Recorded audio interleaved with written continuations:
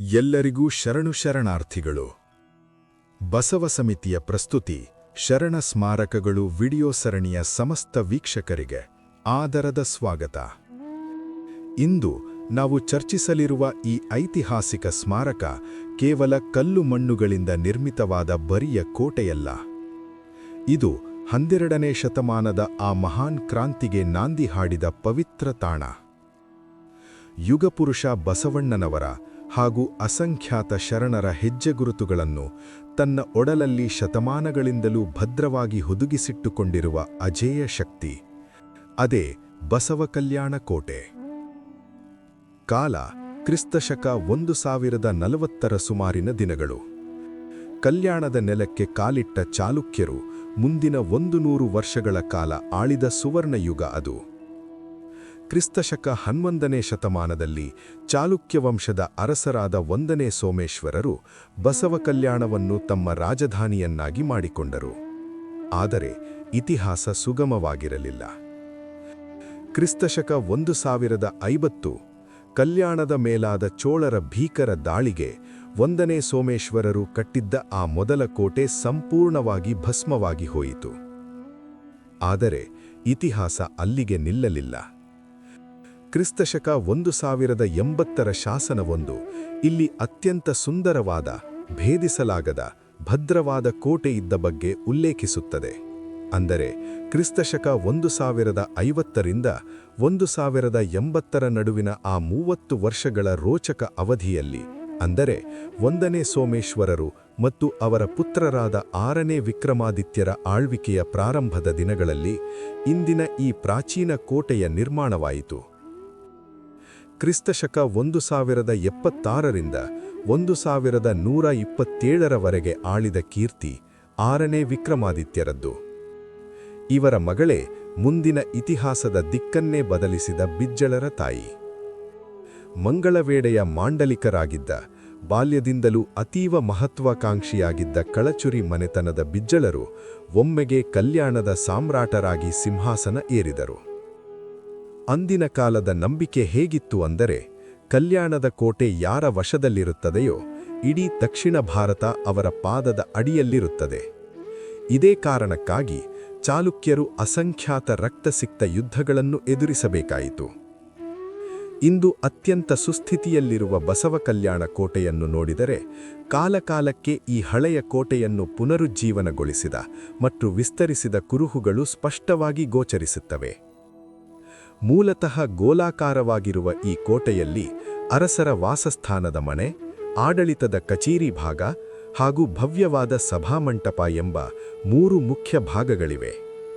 ಆದರೆ ನಮಗೆ ಈ ಕೋಟೆ ಕೇವಲ ರಾಜರ ನೆಲೆಯಲ್ಲ. ಇದು ಗುರು ಬಸವಣ್ಣನವರು ಬಿಜ್ಜಳರ ಮಹಾಪ್ರಧಾನಿಯಾಗಿ ಹೆಜ್ಜೆ ಹಾಕಿದ ಪವಿತ್ರ ಪುಣ್ಯಭೂಮಿ. ಇಲ್ಲಿ ಕಚೇರಿ ಇರುವ ಆವರಣದಲ್ಲಿ ಕಲ್ಲಿನಿಂದ ನಿರ್ಮಿತವಾದ ಚಾಲುಕ್ಯ ಶೈಲಿಯ ಬಾಗಿಲ ತೋಳುಗಳಿರುವ ಒಂದು ಮಂದಿರದ ಸ್ಥಳವಿದೆ. ಆಳಿದ ಅರಸರು ತಮ್ಮ ಆರಾಧ್ಯ ದೈವಗಳ ಹೆಸರಿನಲ್ಲಿ ಇದನ್ನು ಭೀಮೇಶ ಮಂದಿರ ಹಾಗೂ ಲಕ್ಷ್ಮೀ ಮಂದಿರ ಎಂದು ಕರೆದ ಉಲ್ಲೇಖಗಳಿವೆ.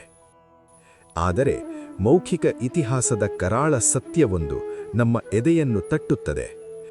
ಕೇವಲ 50 ವರ್ಷಗಳ ಹಿಂದಿನವರೆಗೂ ಆ ಮಂದಿರದಲ್ಲಿ ಒಂದು ಶಿವಲಿಂಗ ಇತ್ತು ಎಂದು, ಅದನ್ನು ಕಾಲಗರ್ಭದಲ್ಲಿ ಕಿತ್ತು ಹಾಕಲಾಗಿದೆ ಎಂದು ಹಿರಿಯರು ಹೇಳುತ್ತಾರೆ. 6ನೇ ವಿಕ್ರಮಾದಿತ್ಯರಂತಹ ಚಕ್ರವರ್ತಿ, ಕೊಂಡಗುಳಿ ಕೇಶಿರಾಜರಂತಹ ಭಕ್ತಿಪರವಶ ಮಂತ್ರಿಗಳು ಓಡಾಡಿದ ಈ ಜಾಗದಲ್ಲಿ ಶಿವಲಿಂಗ ಇದ್ದಿರಲೇಬೇಕು.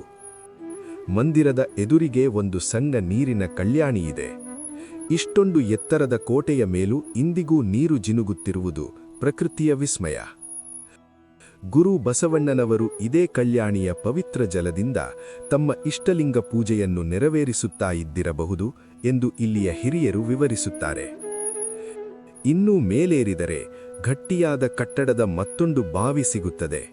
ಸೇದಿ ಮಂತನಿಗೆ ಬಿದ್ದ ನೀರು ಹರಿದು ಹೋಗಲು ಎಡಬಲದಲ್ಲಿ ಮಾರ್ಗಗಳಿರುವ ಈ ಬಾವಿಯೇ ಅಂದು ಇಡೀ ಕೋಟೆಯ ಜಲನಾಡಿಯಾಗಿತ್ತು. ಬನ್ನಿ, ಕೋಟೆಯ ತೀರಾ ಮೇಲ್ತುದಿಗೆ ಹೋಗೋಣ. ರಾಜರು ತಮ್ಮ ಮಂತ್ರಿಗಳೊಂದಿಗೆ ಗುಪ್ತ ಸಮಾಲೋಚನೆ ನಡೆಸುತ್ತಿದ್ದ ಸಭಾಗೃಹ ಇದು. ಸಿಂಹಾಸನದ ಜಾಗ, ಮಂತ್ರಿಮಾನ್ಯರ ಆಸನಗಳು, ಹೀಗೆ ಎಲ್ಲವೂ ಇಲ್ಲಿದೆ.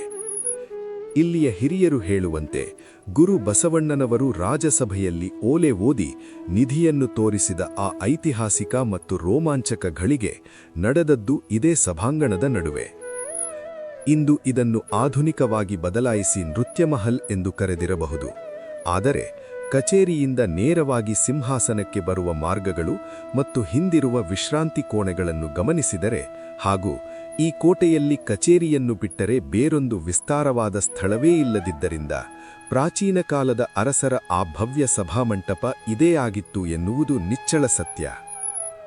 ಇಂದು ಜನವಸತಿಯಿಂದ ಮುಕ್ತವಾಗಿರುವ ಈ ಐತಿಹಾಸಿಕ ಕೋಟೆ ಬಸವ ಕಲ್ಯಾಣ ಅಭಿವೃದ್ಧಿ ಪ್ರಾಧಿಕಾರದ ಆಶ್ರಯದಲ್ಲಿದೆ.